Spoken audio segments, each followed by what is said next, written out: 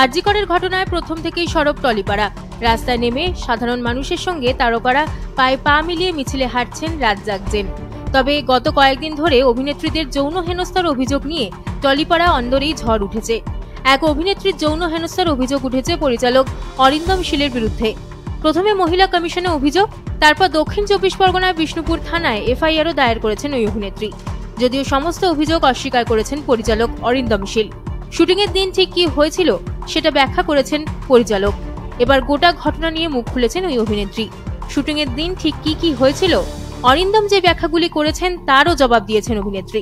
অরিন্দম শীলের দাবি ছিল পুরো ঘটনাটাই অনিচ্ছাকৃত। সিন বোঝাতে গিয়ে অভিনেত্রীর গালে তার মুখ লেগে গিয়েছিল। কিন্তু অভিনেত্রীর দাবি ঘনিষ্ঠ দৃশ্য বোঝানোর অজুহাতে তার গালে চুম্বন করেন পরিচালক।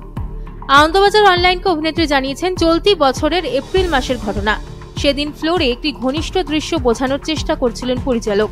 সেই সময় তাকে নিজের কোলে বসান, তারপর চুম্বন করেন গালে। অভিনেত্রীর আরও দাবি, ওই দৃশ্য থেকে চুম্বনটা বাদ দেওয়া হয়েছিল। তাহলে দৃশ্য বোঝাতে গিয়ে কেন চুম্বনের প্রয়োজনীয়তা হয়েছিল? যতই দৃশ্য বোঝানোর চেষ্টা করুন পরিচালক, কখনোই অভিনেত্রীর গাল এভাবে স্পর্শ করতে পারেন না তিনি।